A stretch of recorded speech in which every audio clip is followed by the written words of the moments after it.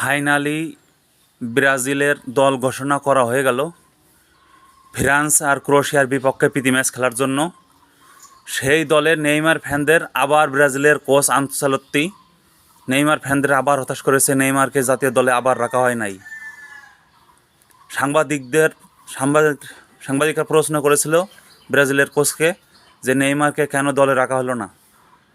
ব্রাজিলের coach Ancelotti বলেছে Neymar এখনও পর্যন্ত 100% ফিট নয়, অথচ ভিনিকে যে এত ভালোবাসে সেই ভিনি কিন্তু জাতীয় দলের হয়ে একটি গোলও পাচ্ছে না।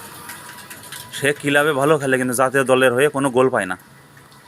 তাকে ব্রাজিলের কোচ আনচেলত্তি সবচাইতে ভালো মানের প্লেয়ার মনে করে, অথচ সে জাতীয় দলে আসলে কোনো গোল পায় না। সে রিয়াল মাদ্রিদ ক্লাবে হয়ে গোল পায়, ভিনিসিয়াস জুনিয়র। অথচ নেইমার যদি 50% ফিট থাকেও তাও কিন্তু জাতীয় দলের জন্য ভয়ঙ্কর। নেইমারকে কী জন্য জাতীয় দলে নেওয়া হলো না, এই গাজাখোর কোচ বলতে পারবে।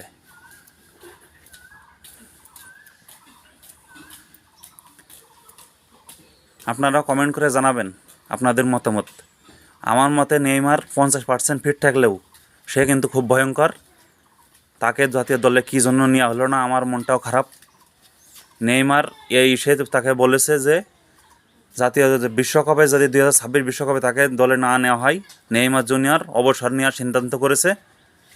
ব্রাজিলের পুরনো প্লেয়ারগুলো ব্রাজিলের কোচকে বলেছে নেইমারকে দলে নেওয়ার জন্য, তারপরও নেইমারকে দলে নেওয়া হচ্ছে না। 50% ফিটও নেইমার কিন্তু খুবই ভয়ঙ্কর। ব্রাজিলের 10 জনের মধ্যে 6 জন প্লেয়ারই বলতেছে নেইমারকে জাতীয় দলে নেওয়ার জন্য, কিন্তু ব্রাজিলের কোচ নেইমারকে জাতীয় দলে নিতে চাচ্ছে না। এটা খুব খারাপ বিষয়। আপনারা কমেন্ট করে জানাবেন। এই ভিডিওটি ফেসবুক পেজ থেকে দেখলে ফেসবুক পেজটি ফলো করে দেবেন, ইউটিউব চ্যানেল থেকে দেখলে ইউটিউব চ্যানেলটি সাবস্ক্রাইব করে দেবেন। ধন্যবাদ।